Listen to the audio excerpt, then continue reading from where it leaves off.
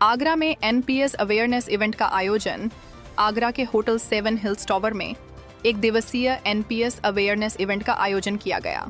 कार्यक्रम में आगरा के एमएसएमई, स्टार्टअप और प्रोफेशन से जुड़े लोगों ने हिस्सा लिया। कार्यक्रम में नेशनल पेंशन सिस्टम के उप महाप्रबंधक सुधीर सिंह ने लोगों को एनपीएस के फायदे और रिटर्न के बारे में जानकारी दी। उन्होंने बताया कि एनपीएस अन्य वैकल्पिक योजनाओं की तुलना में बेहतर विकल्प हो सकता है। कार्यक्रम में बड़ी संख्या में एमएसएमई और स्टार्टअप से जुड़े लोग मौजूद रहे।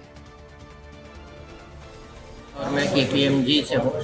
हम लोग यहाँ पीएफआरडीए के सहयोग से एनपीएस की जागरूकता का जो अभियान चलाया हुआ है उसमें यूपी देखता हूँ। तो आज हम आगरा में उसी से जुड़ा हुआ एक एनपीएस का जागरूकता कार्यक्रम यहाँ पे कर रहे हैं। इसमें हमने आगरा से विभिन्न क्षेत्रों से आए हुए एमएसएमई के लोगों को आमंत्रित किया है ताकि वो एनपीएस से जुड़ी हुई जानकारी प्राप्त कर सके और उससे होने वाले फ़ायदों के बारे में जान सकें। जैसा कि सर ने भी बताया कि उसके बारे में जानें और अपना जो भविष्य है उसको सुरक्षित करें। ठीक। सुधीर सिंह है, मैं उप महाप्रबंधक पेंशन विधि विनियामक और विकास प्राधिकरण में कार्यरत हूँ और यहाँ पर आज एनपीएस की जागरूकता के एक कार्यक्रम में जो केपीएमजी के माध्यम से यहाँ पर हो रहा है उसमें मैं पीएफआरडी को रिप्रेजेंट करने के लिए आया हूँ।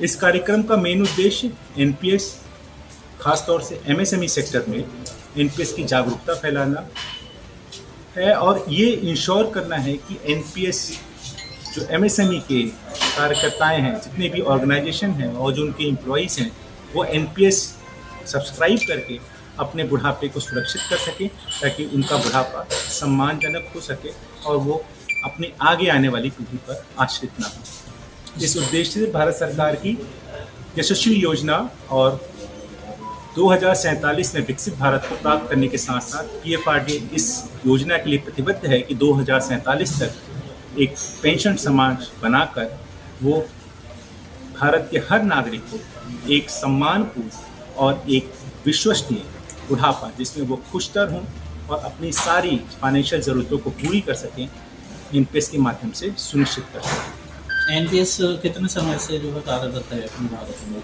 देखिए, एनपीएस सबसे पहले सन 2004 में केंद्र सरकार के कर्मचारियों के लिए आया और उसके बाद लगभग सभी राज्य सरकारों ने इसको अपने कर्मचारियों के लिए लागू किया।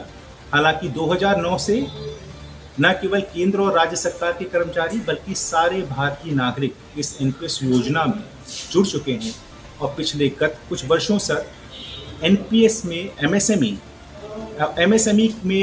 एमएसएमई का भारतवर्ष में योगदान जो उनकी जीडीपी में योगदान है जो लगभग 1/3 है और एक्सपोर्ट में जो लगभग 45% से भी ज़्यादा का है। एमएसएमई के कंट्रीब्यूशन को देखते हुए पीएफआरडी ने ये प्रतिबद्धता ली है कि एमएसएमई में कार्यरत हर एक कर्मचारी के बुढ़ापे को सुरक्षित करेंगे और उसे एनपीएस के माध्यम से उनको पेंशन दी पहले से ही इस तरह की कई योजनाएं चल रही हैं। एनपीएस में क्या ऐसा विशेष है जिसकी वजह से लोग? देखिए, एनपीएस में सबसे जो खास तर है दो चीज़ें हैं, रिटर्न और उसके अंदर खर्च।